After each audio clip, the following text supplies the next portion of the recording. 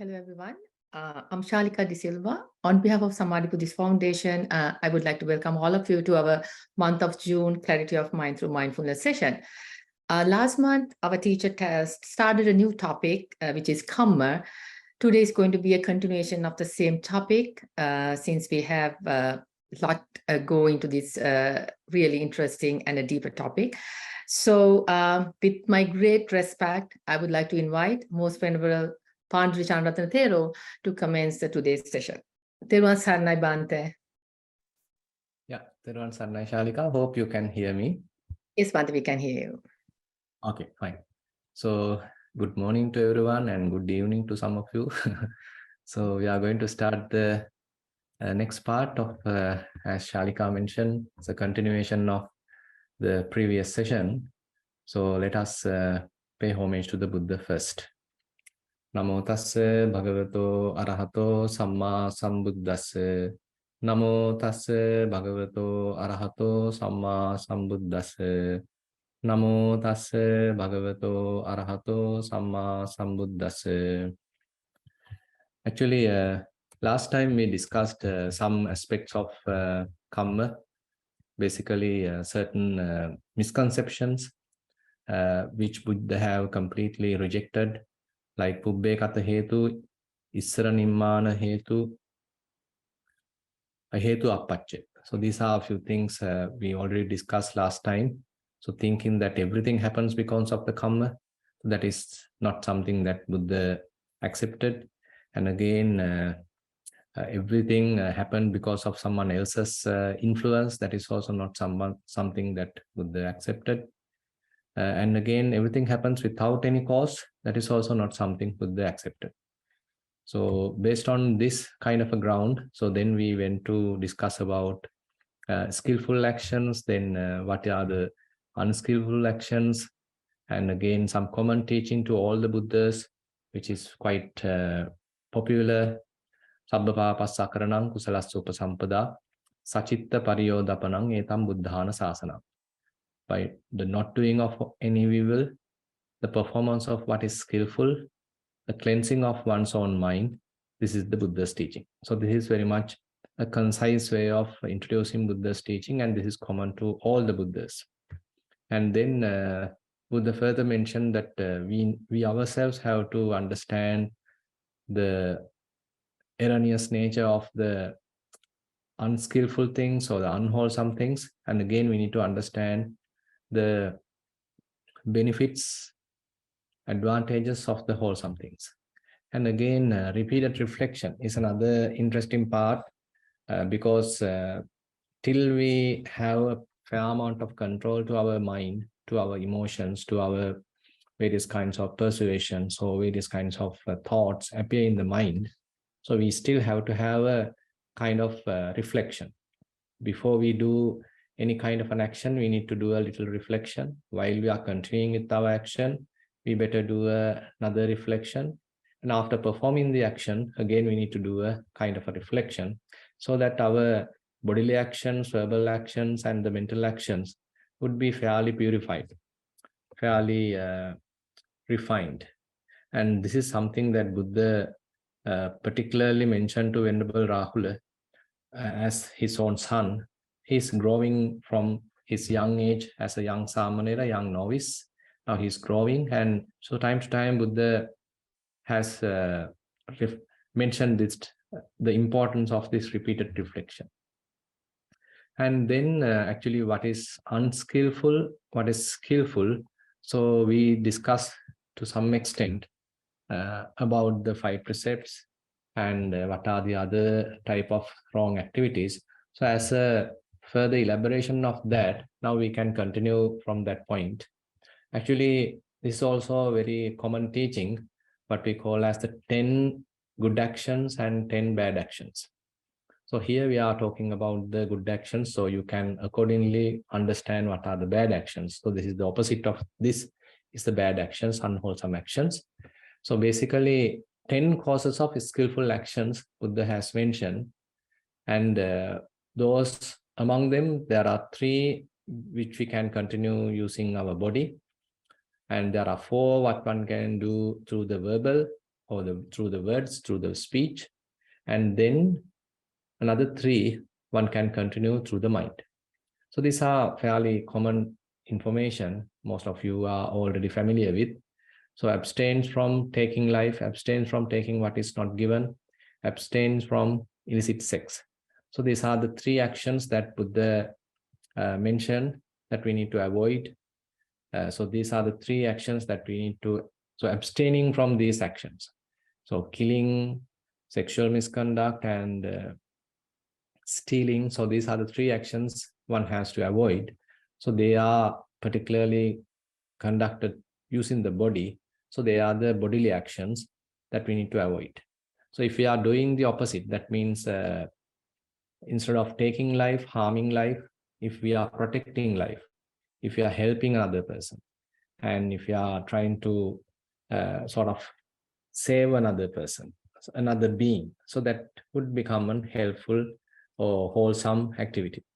And on the other hand, instead of stealing, if we are trying to protect someone else's resources, someone else's properties, and we are giving kind of a safe refuge to that person or that to his own resources, so that would be the opposite of this taking what is not given. And on the other hand, rather than involving with illicit sex, so if one is more loyal, more sincere to one's relationships, and promoting such kind of a cordial relationship, so that is the opposite of the wrong activity. And then there are 4 ways of the verbal actions, and avoiding false speech, divisive speech, abusive speech, and idle chattering. So typically, actually, sometimes many people are capable of taking care of the bodily unwholesome activities, but not that considerate about the speech. Since we can simply talk, we are fond of talking. We are involved with sometimes unnecessary idle chattering and gossiping, and all these kinds of things are there. Ultimately, it can lead to false speech. It can lead to kind of harsh speech, divisive speech. So like that, even a gossip, even idle chatter can lead to some little more grave kind of speech. So therefore, these are certain things that as meditators, particularly as practitioners, we have to be a little concerned about. So avoiding false speech, avoiding divisive speech, or abstaining from abusive speech, and abstaining from idle chatter are the 4 actions that Buddha recommend. So we need to abstain from those verbal activities. And then pure in 3 ways by mental action. So typically when we see something belonging to another person, and if we don't have the capacity to acquire something similar, kind of purchasing something similar, then we can have a kind of a covetousness, a kind of covetous behavior to that particular object, to that particular, say, belonging. And that is something which can lead to even to the level of stealing. So mentally, we have a strong desire to someone else's belonging, and then it can lead to a bodily activity as well. And sometimes we may use verbal, wrong, unwholesome action also to sort of cheat another person in order to acquire that. So like that, these things are fairly interconnected. And on top of, so basically at the root level, at the initial level, if we can avoid that covetousness, so that is what something Buddha here highlight, not covetous, does not covet the belongings of others. And on the other hand, bears no malevolence and is not corrupt in the resolves of his heart. So having kind of a grudge, kind of a hate towards another person, so that is also something possible. Time to time, people may go through certain arguments and certain misunderstandings, but it can lead to maintaining kind of a grudge within us, a hateful thought towards another person. So that can actually hinder the mind.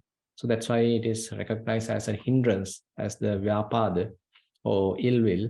So that is something that we need to slowly abandon. So that is, if we continue, if we are continuously harboring such kind of hateful thoughts, So that will be quite harmful to our own self. And on the other hand, maintaining a right view is another important thing. So as you know, there are two levels of right view Buddha recommend. First, actually, they're at the level of Kamma. Since our topic is fairly based on the Kamma, so right view, the first right view is completely talking about the Kamma. So basically accepting good actions will reap good results and bad actions will reap bad results. So accepting that very basic type of theory or very basic kind of teaching is very important thing. As a result of that, one slowly abandon the harsh speech and all that words related, speech related unwholesome activities, body related unwholesome activities, and mind related unwholesome activities. And as much as possible, one become more moral. So morally sort of uplifted, and he's fairly protected through the precepts. It is not to show off, rather to understand. So basically, one still have various defilements going through in the mind, but at the outside, he is protecting his actions as a result of the sila, as a result of the moral precepts. Now, in order to do that, one having a fair amount of right view, a correct view, is very important. So that's why 10 types of right view is Buddha recommended. So thinking that there is a future life, there was a past life, and I have a mother, I have a father, so there are good deeds or the favorable things that I can do towards them, and they bear good results.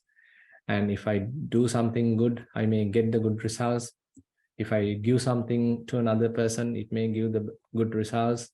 So likewise, there are very beautiful fundamental development of the right view, and it ultimately leads to the supramundane kind of right view. So we probably can discuss that later. That is more advanced. So recognizing one's defilements, developing certain amount of internal skills so that one can further continue in one's progress, spiritual progress. Now, based on this kind of a criterion, we can recognize who is a good person and who is a bad person. So therefore, Buddha recommend if one is conducting good bodily activities, good verbal activities, and good mental activities, or say he's having good mental conduct, so that means he's a good person. On the other hand, if one is involving with the previously mentioned unwholesome activities, maybe through the body, through the speech, and through the body, through the mind, so we can recognize as a bad person. So he's not someone that we has to have any kind of a relationship. So basically, in order to recognize a good person and a bad person, this has become a kind of a very good criteria, because one can recognize whether one is doing a good thing, maybe a good bodily activity, good speech, or whether his mind is fairly corrupted or he's thinking in a better way. So if one can probably understand that. So through that, one can select a person. If you are selecting a person, say if you are selecting a friend, if someone is associating, so probably we can evaluate, take a little bit of understanding about that person using this kind of a criteria. Now, if we get into another level, so there are now actually the Kamma has a great relationship with an action. So that is why we are talking about these actions. And in another sutta, what we call as the Thana Sutta, actually Buddha mentioned there are certain activities when we are conducting it, it appear like unpleasant, and we are going through a little bit of unpleasant experience. At the same time, it may produce unprofitable results. On the other hand, there are certain activities when we are conducting it, it appear like unpleasant, but it produce profitable results. And on the other hand, if there are certain other activities when we are conducting it, they are pleasant to do, but unfortunately provide or produce unprofitable results. and leads to what is unprofitable. And there are certain other activities when we are conducting them, they are really pleasant to do, pleasant to continue, and leads to profitable results. Actually, this is another way of categorization of various actions. So according to this sutta, we can actually understand now, say for example, if we are killing an animal, so while killing also the person involved also is burning with anger, sort of hatred, sort of unpleasantness, his mind is fairly occupied, his mind is burning. So it's a kind of unpleasant. But on the other hand, it will lead to unpleasant results as well, unprofitable, harmful results as well. So both are sort of in the negative side. But on the other hand, there are certain unpleasant, appear like doing such activities little difficult or little unpleasant. One has to go through a little bit of pain. But interesting part is such can produce profitable results. So such activities are also there. Just to give a simple example, say you are very new to meditation and you are trying to cross-legged, sit cross-legged and trying to do meditation, and it could be a little difficult. It appear like little unpleasant because your mind is also wandering and fairly kind of restlessness is there. So as a result of that, it appear like little difficult to continue. But if you are continuing that with little patience, little endurance, then it will lead to a pleasant result. Because there are certain another level, when you are conducting it, it appear like pleasant and you go through pleasant experience. And at the same time, it gives more profitable, more pleasant results as well. So when you are at another level of meditation, so that also can happen. So the same activity, at the beginning, it appear like little unpleasant, very difficult, but as you continue, actually it may lead to very pleasant results. And on the other hand, there are certain, say, pleasant activities appear like pleasant while you are involving with it, engage with it, they are sort of pretty appear like pleasant and you are enjoying it, but it can lead to certain unpleasant results. So example, illicit sex could be another something like that. So maybe enjoyable, but can lead to unpleasant results. So likewise, this kind of a categorization is also Buddha has sort of introduced so that we can recognize, so what is necessary to do, where we need to maintain a little bit of patience. So this criterion is also actually an area where Buddha recommends to recognize a good person and a bad person. So a good person actually is always trying to do which is profitable or which is giving a good result or profitable result, even though it may be pleasant to do or even unpleasant to do. So during the activity level, during the performance level, there could be little difficulties. There could be little sort of patience one has to maintain, but he's continuing that, knowing the good results going to happen in the future. And on the other hand, even though there are certain pleasant things, he's not continuing that because they may produce bad results. But on the other hand, kind of a bad person, he is not worried about that. So he's just continuing based on the pleasure principle. So likewise, based upon this criteria also, Buddha mentioned that we can even recognize who is a good person and who is a bad person, or who is a person who is kind of a hero. Heroic effort is there to continue even a little bit difficult task, which is producing good results. Now we can get into another level. So that is very popular two verses available in the Dhammapada. Mano pubbangama dhamma, mano setta manomaya, manasache paduttena basativa karotiva, tatonang dukkhamang meti, chakkangva vahato pada. So this is a very popular verse. So the mind is the forerunner, or mind precedes thoughts or actions. And if we are acting based upon a kind of a base mind, a low mind, so that will lead to bad results, like an ox being followed by the wheels.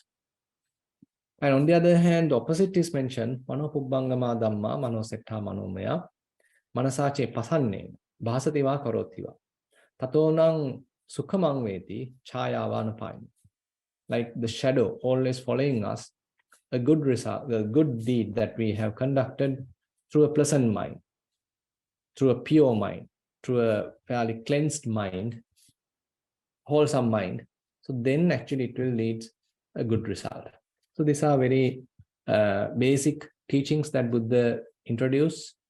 And these are the things that we first of all have to understand and establish ourselves, what we call as the Kammasakata Samaditi, the Samaditi, the right view based upon the Kamma, a little understanding about the Kamma. And now actually we can go to a little in-depth teaching of the Kamma. Now, a fairly interesting and fairly comprehensive teaching about the Kamma is introduced in the Nibbedika Sutta in Anguttara Nikaya Chakka Nipada, the sixth chapter.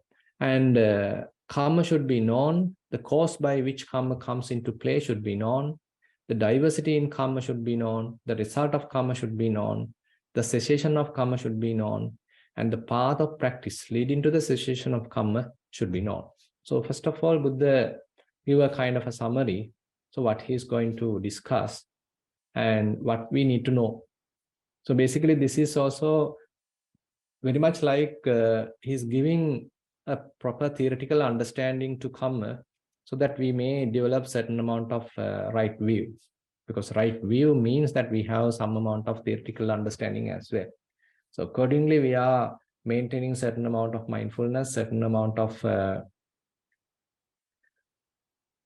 effort, so that we are always in line with the right view, not getting into the wrong view. Now, Kamma should be known. So what is Kamma? So this is a very, very interesting and very, very important statement. Chetanaham bhikkhave kammang vadami, chetayitva kammang karoti, kayena vachaya manasa. Intention, I tell you, is Kamma. Intending, one does Kamma by way of body, speech, and intellect, or by way of mind. Now, intention actually decides whether it is a wholesome Kamma or an unwholesome Kamma. And if there is no intention at all, it may not produce any Kamma. Now, sometimes, say for example, we step on an ant or step on another, say, creature and assume that it died. But if there is no intention, we haven't even noticed that, so that means there is no Kamma. Even though the ant being killed, still there was no intention involved. We haven't intentionally stepped on it. As a result of that, there is no Kamma, there is no bad Kamma. But on the other hand, if we intentionally did something, there was a little bit of hate, I want to get rid of it. So that kind of an attitude is there within the mind. Accordingly, we make an action. As a result of that creature being killed, so then there is a Kamma. So likewise, that intention actually decides whether it is really an activity, really an action has happened, or there is no action has happened. And on the other hand, if we have maintained a wholesome, pleasant mind state, the action is also an wholesome action, so it may produce good results. And if we are acting based upon wrong kind of intention, which is unwholesome, then actually it will produce bad results. So the intention is one of the most important factor, which is deciding whether it's a Kamma or not. And then the cause by which Kamma comes into play should be known. So that is the contact. Passa. Passo bhikkhave kammanan nidana sambhav. Now, contact. This is actually something a bit difficult to understand. So how contact produce Kamma? Now, at the very primordial level, very fundamental level, a contact has to happen. Say, for example, eye and the form or sight has to come in line, properly alignment, As a result of that, the eye consciousness has to happen. And that activity has to be repeated, then the contact happens. So when that contact properly completes, coming into play, then only the Kamma is being generated, thoughts being generated, according intentions being generated. So if not that contact taken place, there won't be even a thought. There won't be even a feeling. So likewise, it has a kind of a progressive development. It is not that immediately one take an action, but if we carefully analyze according to the Buddha's teaching, so that's a very precise form of flow that Buddha introduced. The internal sense base and the external sense base come into the proper alignment. They have to meet. As a result of that, the corresponding consciousness have to arise, and that process has to be repeated, and then the contact happens. Chakkuncha paticca rupecha upajjati chakku viññānaṁ tinnaṁ sangati passu. Now the contact happens.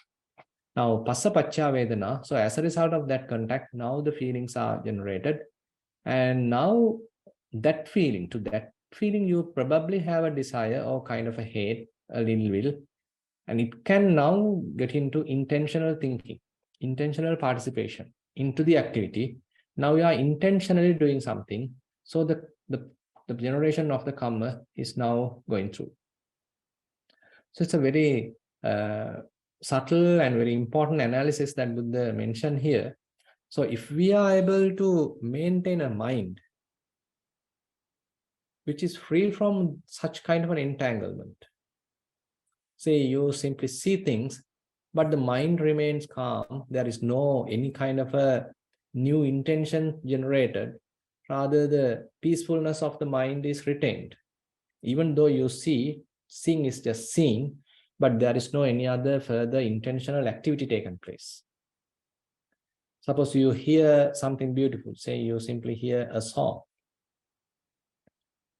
and you know it's a song, but intentionally you are not doing any kind of say singing or involvement, or your mind being sort of colored or conditioned.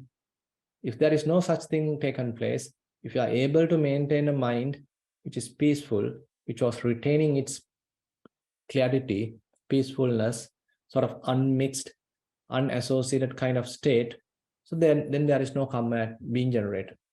So likewise, we need to understand, so if the mind retains its clarity, if the mind is capable of retaining the non-grasping state, very clear state,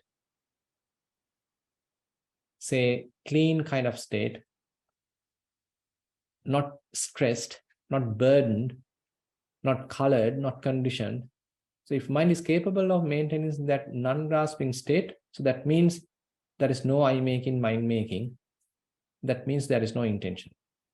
So if we generate some sort of an intention, so that is always has a relationship to the contact, to the passa, so that appear like the kind of a foundation. And now Buddha mentioned the diversity in Kamma should be known. So what is the diversity of the Kamma? There is Kamma to be experienced in the hell, Kamma to be experienced in the realm of common animals, Kamma to be experienced in the realm of the hungry shades, hungry gods, and Kamma to be experienced in the human world, Kamma to be experienced in the heavenly worlds. Now, based upon the place, bhava, the existence, type of existence, so there is a kind of a vemattata, what we call as a vemattata, a kind of a diversity. So certain Kamma, they only produce results at the hell, at the human realm, at the animal realm. So likewise, such Kamma is there. And certain others actually produce their Kamma in the heavenly world, something like this there. So based upon the place, so there's a kind of a variation happen. Now, the result of Kamma should be known. Tividam bhikkhave kammanam vipakam vadami. Ditteva dhamme upapajjeva aparava pariyaye. Ayam uchati bhikkhave kammanam vipako. Now, if we consider the results, so those results can happen at three, in a way we can say, different time periods. certain results will reap within this life itself, right here and now. And certain others may produce results only in the next life, and certain others after that. So accordingly, Buddha categorized the vipaka, the results of the kamma, which are going to produce, happen either within this life, ditta dhamma vedaniya, and then the next life, upajja vedaniya, and after that, till at any time, till you attain, say, nibbana, so it complete nibbana, it's complete passing away. So it can produce results at any time. Now we are going a little deeper. Now we can understand, okay, certain people reap fair amount of good results. They are spending wonderful lives. So what is the reason? Even though they are not following, say, ethical behavior, they are not maintaining enough morality, sometimes these people are enjoying certain comforts. So how? So there are certain influence happening from their past activities, past good karma, and we don't know that. It is not known to us. But Buddha actually is the only person who have the thorough, comprehensive, complete understanding of the karma. So having seen that, he is explaining these things to us so that we get a little understanding about the karma. Actually, karma, the topic is a fairly wide topic, a very broad topic and deep subject. And we may not be able to understand the full capacity of it, but we are trying to understand according to the Buddha's teaching to some extent so that we can lead a proper life. And on the other hand, if we do some good activity, it may produce even good results within this life. It is not that we need to expect the good results to happen only in the future life, but they can produce fairly immediate results. And on the other hand, certain unwholesome activities also can produce certain amount of bad results within this life. It's very difficult to say how the decision happen, what is the criterion, whether it is producing this life, within this life, or next life. It's very difficult to come up with a sort of a methodology, how they are happening. But the point is, in order for karma to ripe, the necessary conditions have to be available. If those conditions are not available, then the karma also may not produce the results. So that's why, say, if we consider an arahant, so he has completely overcome the defilements. Mind making, that intentional part is completely given up. As a result of that, there are no new generation of the karma. And all the past karma, which is capable of giving him another birth, another life, that is also completely given up. Khinam Puranam Navan Natti Sambhavam. So in the Ratana Sutta, Buddha very beautifully mentioned, so all the past karma, he has basically given up, abandoned, because he has developed the Noble Eightfold Path, and now they are not capable of producing him another birth. So whatever he is going through is only limited to this life. So we are talking here an arahant, who is having his last birth, last life actually. And the way he is continuing his life actually does not produce any karma, because the intentional participation is not there. So he is not making a self when he is making any kind of a bodily activity, any kind of a verbal activity, any kind of a mental activity. He is not generating a self. That ignorance is not there. So that intentional I-making, mind-making, so those are not there. So that intentional personal participation is not there. So there is no karma in such kind of an operation. Now, cessation of karma should be known. And there Buddha mentioned, Passa nirodho bhikkhave kamma nirodho. From the cessation of contact is the cessation of karma. Now, as we simply pointed out, so if one is capable of maintaining a mind which is peaceful, and non-grasping, then there is no possibility of generating any bad karma or a kind of wholesome karma. But the way of living that he is continuing is at a different level, we can say. So he has given up the typical mundane kind of wholesome and unwholesome activities, but now he is acting at a supramundane level. So he has completely sort of understood that pasanirodho, the cessation of contact. He's not allowing to continue the what we call as the patissamuppada, the conditioned formations, conditioned generation of the suffering.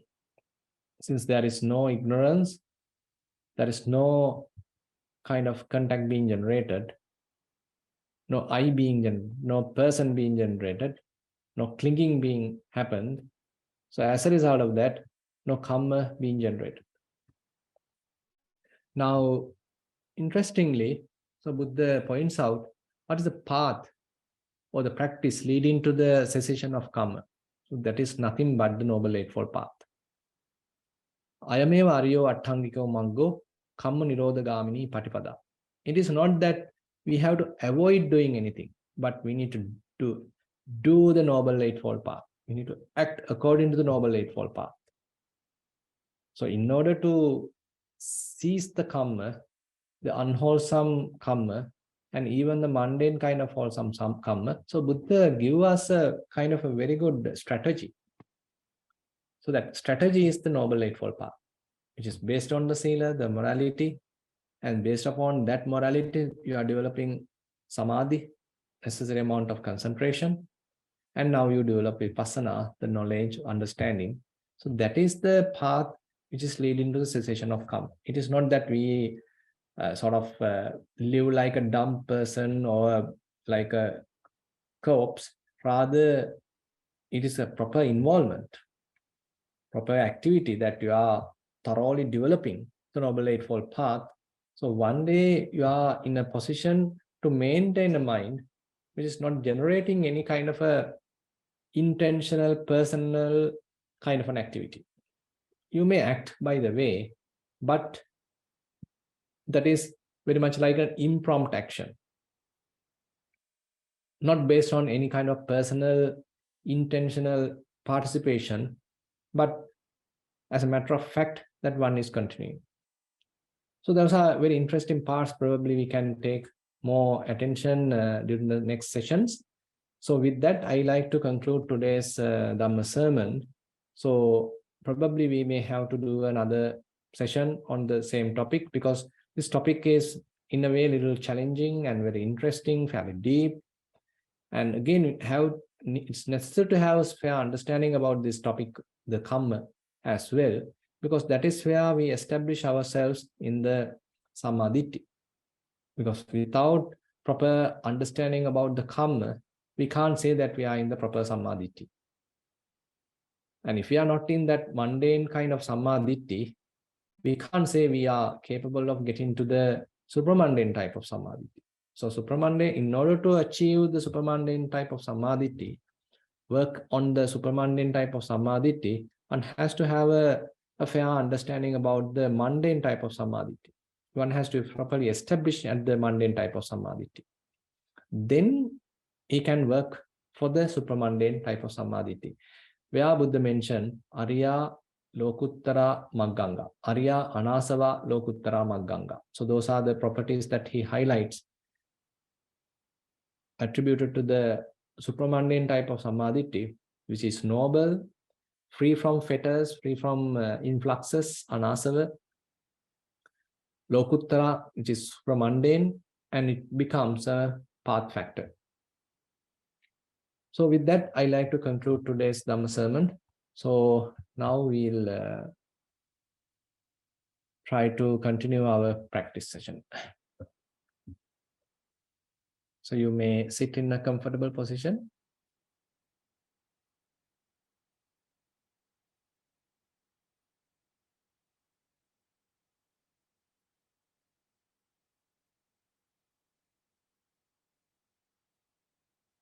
and keep the mind relaxed and the body also relaxed.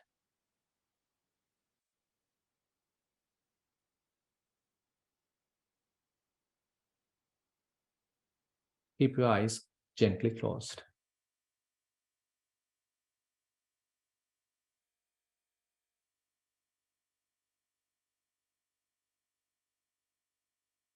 You can take a deep breath, hold it for a while, slowly release.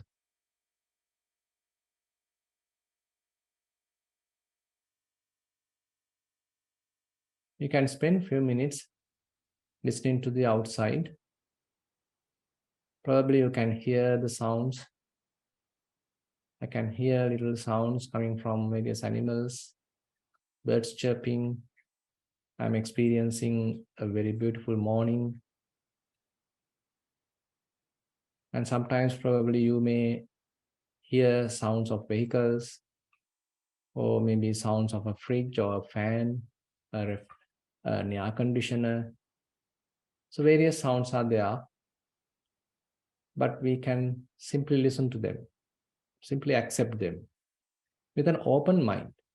So we are not now having any narrow, fixed kind of a mind. So we are opening ourselves, ready to accept everything. So we are developing such kind of a mentality, an open attitude. So all these different sounds, they appear and then disappear. They rise and pass away, and we don't need to bother about them. So they continue their natural course. And we maintaining a very open heart, ready to acknowledge everything, but not holding anything.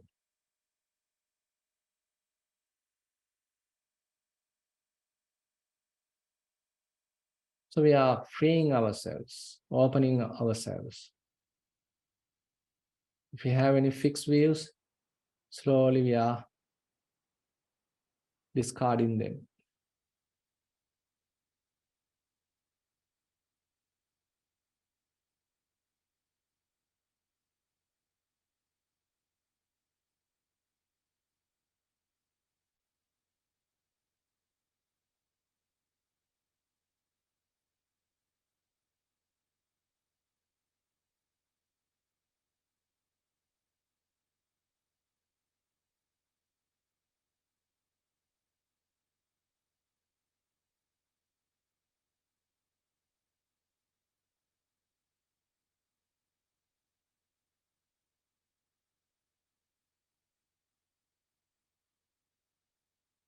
Now you can see whether you can recognize these subtle sensations which I am going to mention. Our eyes are gently closed, and there could be a subtle sensation at our eyes. Lips are gently touching. There could be a soft sensation there as well. Jaws are not tightly coupled, so your face is not in a tense mood. So none of the facial muscles could be in the tense mood. So your face has to be a pleasant. So you are going through a pleasant experience. Don't take the meditation as to be very serious. Rather, it's a pleasant experience. We are just trying to be in the present moment. Present moment has to be a pleasant experience. So we are accepting everything, opening up ourselves, and experiencing the present moment wholeheartedly.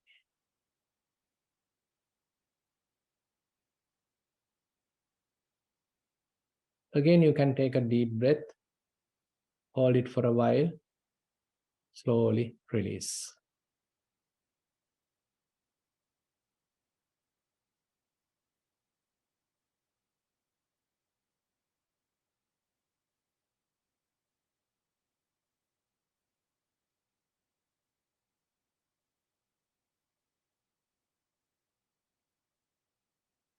Head straight, neck straight, Shoulders in a relaxed position. And our hands may be resting on our lap or on the table. And clothes are touching the body. Here and there, probably you can recognize certain touch sensations happening because of the clothes.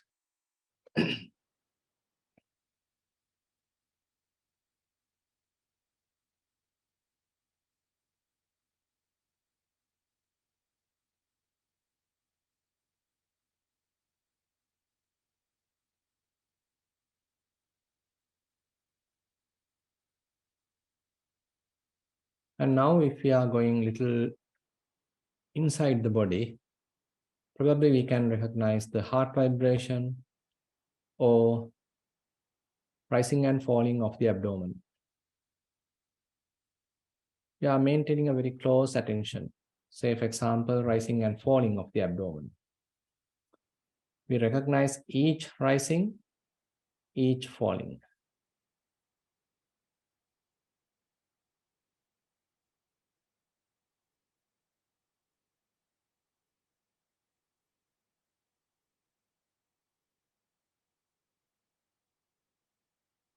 If our mind wanders, probably we can do a very soft noting. When rising happens, we can note it as rising. When falling happens, we can note it as falling.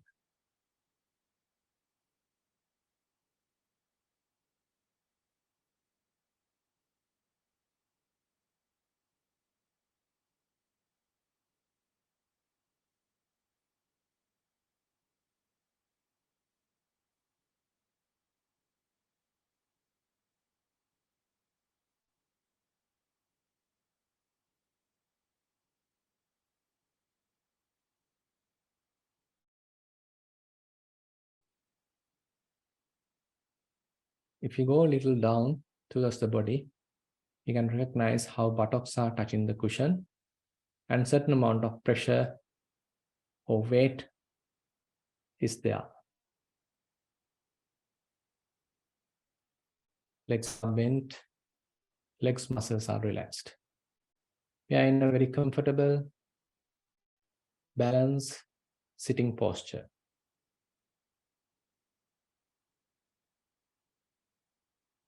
Now we are trying to keep our attention at the nostril. When in-breath happens, we recognize it. When out-breath happens, we recognize it. And if necessary, we can make a mental note. When in-breath happens, we can note it as in. When out-breath happens, we can note it as out. In, out. There is no rush, there is no hurry, there is nothing much to do. It is a matter of wholeheartedly acknowledging in breath, knowing in breath, wholeheartedly acknowledging out breath or knowing out breath. Keep the practice very simple, relaxed.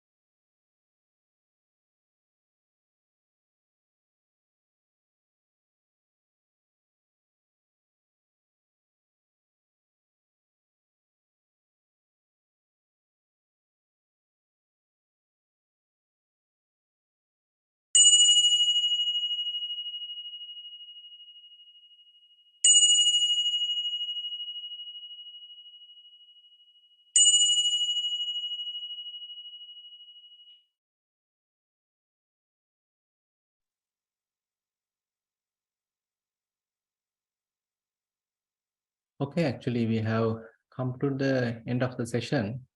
So if you have any questions related to today's Dhamma sermon, or if you have any questions related to your practice, so you can take this time to ask these questions so we can involve in a little bit of a discussion.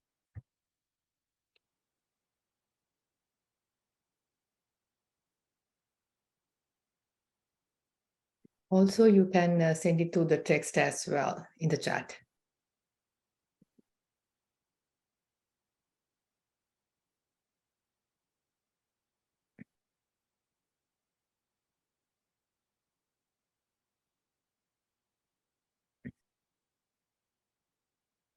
Yeah, now I would like to invite Dhananjay to go ahead and ask the question. Theruvan Saranai, lots of Yeah. merit to Bhante, Shalika and the team. Swami Mansa, one question now today, early morning, 3:30 in the morning, I got up and I did a mindful walking. Then for 20 minutes and sat for another 20 minutes for a mindful sitting session. What I normally do is I activate my alarm for 20 minutes and do the sitting. And at the end of, just before the alarm went off, I experienced the breathing, but at the latter part of that 20 minutes, I couldn't feel anything. So I'm not sure whether I fell asleep or whether it's part of my meditation. So I would like to get some advice on that, Bhante. Theruvan Sannai. Yeah, actually both can happen. So basically, when we are meditating early morning, especially, or little at night, so a little bit of sleepiness also can sort of mix with our meditation. So a type of samadhi can happen, which is somewhat little lethargic or little mixed with the drowsiness. So we drop into a little bit of sleep, but not totally in the deep sleep, but in a sort of mixed up kind of mixture of samadhi and the sleepiness. Because if we consider the mind state, so the sleeping happen at one level of mind and the awareness happen at another level of mind, and the concentration happen at another level. So if we are concentrating at a time where the body requires certain amount of rest, or where the body is asking for kind of a sleep, so then concentration can slowly drop into that sleepiness. So the sleepiness and the concentration can get mixed up, and it's a kind of mixture of both. So then sometimes it is not aware of what is really going on. So our awareness or the mindfulness is very less, and therefore we are unaware of what is going on. Actually, this may slowly disappear, and you may get a fairly awakened kind of presence of the mind. Even though the mind is concentrated, fair amount of awakened presence is there. So you are fully awake. You know from start to the end what is really going on. So that awakened presence is very important. So it may happen slowly. So don't worry. So next time, or your next session, or the evening session, probably will be more successful, where that awakefulness, mindfulness is available, and now it is breathing happens, or now thoughts are there, now another disturbance is going on, or sound is happening now, or my mind is concentrated. So that awareness, so that knowing nature of the mind, the comprehensive understanding, clear comprehension is there. So sampajana is there. So that clear comprehension is necessary in our practice. So then only we can say, so not only I am merely mindful, but I am clearly comprehending what is really going on.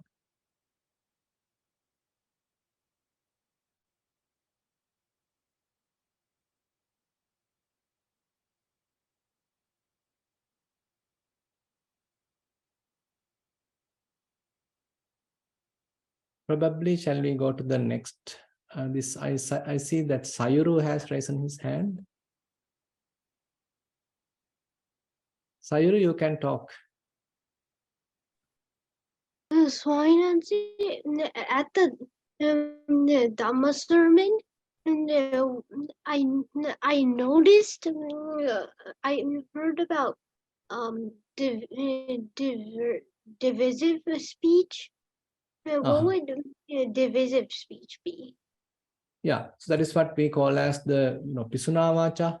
Say for example, there are two good friends, and someone interrupt, and so to those two friends, one is talking ill of the other person. So then their relationships going to be broken. So such things, certain what we call as the Kelanki, so the divisive speech. So that unity, the peace among them was now broken. Now their relationship is broken, harmed. So now they are going through certain misunderstandings or arguments, so that their cordial relationship being disturbed. So it can happen at a very minimal level between two persons, or it can happen between two teams or two groups, or even two countries. So it can get into very higher scale at the whatever the level.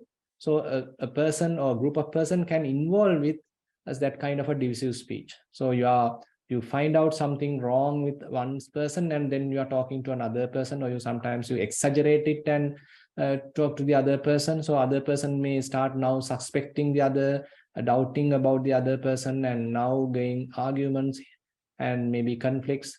So that relationship is fairly disturbed. So that is what we call as the divisive speech. So that is something that Buddha asks not to do. Instead, Buddha recommend, okay, whenever you are talking, so talk so that a relationship is maintained, a good relationship is maintained. If there are people who are sort of divided, try to make them in accord, proper agreement, so that they are now in a more peaceful, cordial kind of a relationship. So that is where Buddha recommend preparing a peaceful environment, preparing more better relationship, thorough understanding among the people. If even there are misunderstandings, still if one can intervene and clarify them, and so that the relationship is properly maintained, the peace among people are maintained. So that is what Buddha recommend instead of the divisive speech.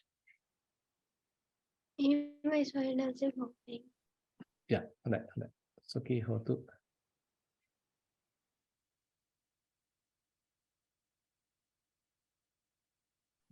Bhante, can you just please explain more about this, how we generate Kamma through the contact? Because it's the contact. This is what I understood. Like, I may be wrong. The contact happens, but the Kamma generates after that. That means, like, we have the the contact is there because that is how we recognize when we see something, and the thing sometimes we don't notice at all. That means there's no contact there.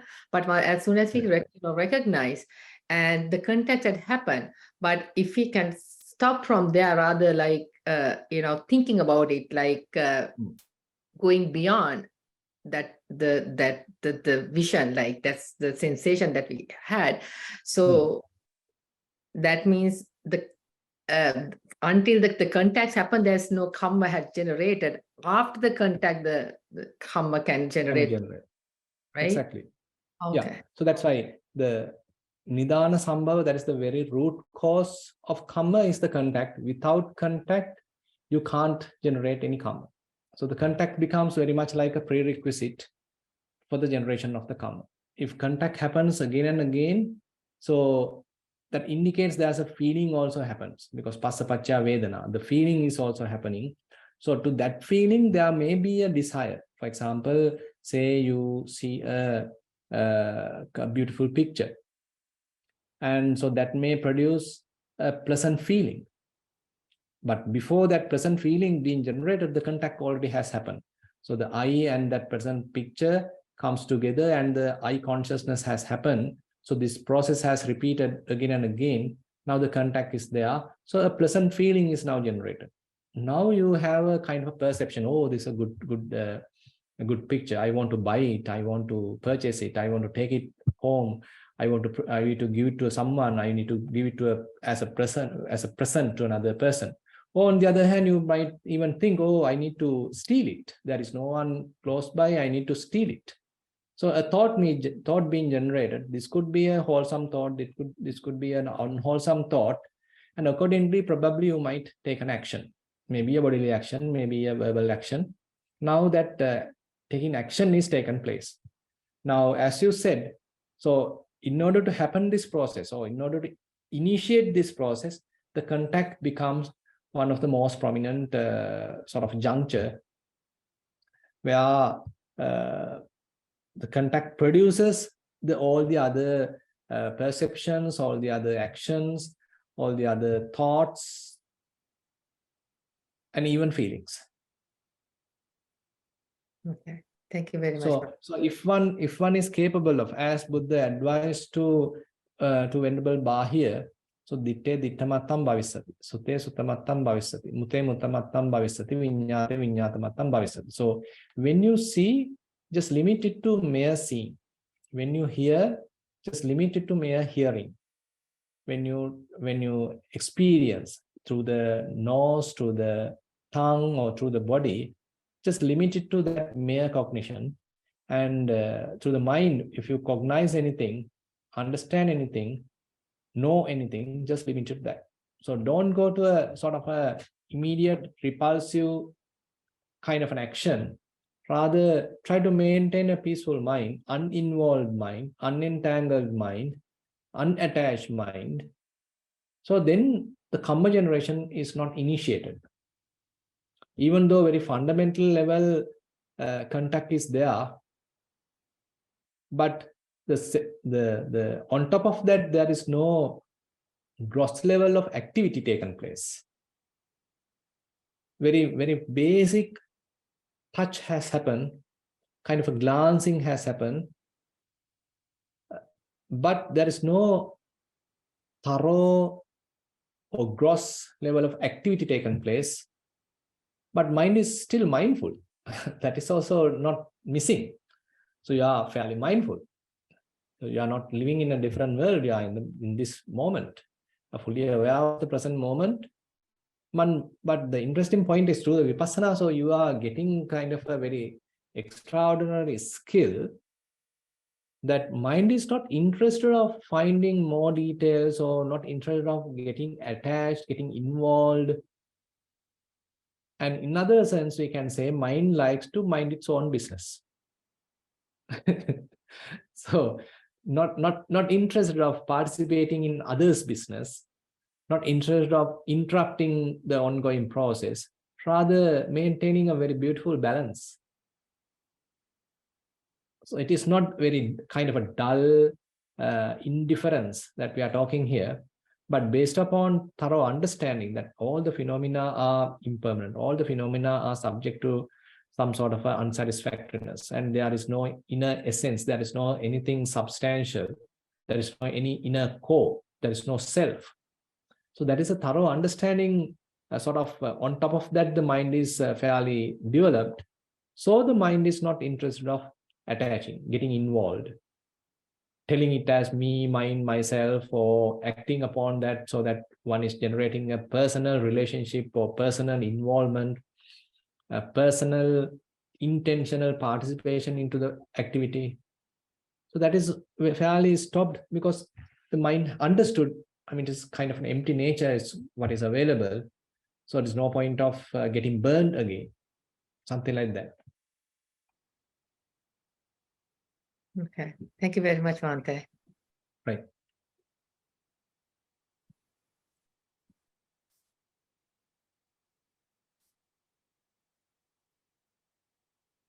Dhananjay, please present your question. Sorry, this is my second question. I think Shalika's question prompted me to ask this question. Bhante, now we are here. Now there are 22 people who are seated here or listening to this, and there are so many other people who are not interested. So is it the previous Kamma we have done, or is the Buddha's determination or Buddha's adhisthana? You mean for this participation after this activity? Yeah, no, now now I am addicted to meditation, but there may be a person who is not. So is it our previous karma or is it Buddha's determination? Because I always get confused with this. Yeah, actually, we can't say that it's everything happens because of the past karma. So that's why Buddha denied that as a kind of a theory. If we believe that everything happens because of the past karma, that is a wrong belief. And on the other hand, there may be a certain influence coming from the past karma. We can't deny that. And again, there is a kind of an interest within us, and there is a good association with the Kalyana Mittas, and the hearing of the Dhamma. So likewise, I mean, many other decisive factors also have to coming into the picture. Then only we may get a desire, yes, I need to meditate, I need to search what's really going on, I need to further explore the Dhamma, I need to practice. So all these are kind of internal inclinations into the good side, which are being promoted because of many reasons. We can't say it is just the determination of the Buddha or simply because of our past karma. It may be the combination of many. That's why it is very difficult for us to precisely decide what is the exact reason. So that is the subject of the Buddhas. So we can't recognize the exact reasons. There may be many reasons, many valid reasons we can assume. Okay, these are the reasons actually I come across. Now, say for example, someone is not participating, and probably one of you or someone else can persuade another person, okay, that's this interesting thing, you need to participate, you need to start practicing the Dhamma, you need to start practicing Vipassana. So likewise, that one person can motivate another person, can become a Kalyana Mitta to another person, so that another person also is now interested in searching Dhamma, practicing meditation, and all sort of things. So therefore, it's a kind of a continuation happens. One strong reason is Kalyana Mittata, the good association, and the influence coming from the Dhamma. And the Dhamma also has its kind of an interesting quality that if you start investigating that, so you become more interested about it and you start reap the good results. And if you start practicing, again, you start reaping good results. So that also become kind of a motivating factor for you to continue. So likewise, there are many reasons we can say for us to help to continue maintain the momentum. And lots of merit, Bhante, Theruvan Saranai. Yeah, Theruvan Saranai. Okay, Shalika, if there is no any other questions, probably you can announce if there are any notices, and then we can wind up the session. Yeah, thank you so much, Bhante. So much merits to you. Yeah. Theruvan Saranai. Yeah, Theruvan Saranai. Theruvan Saranai.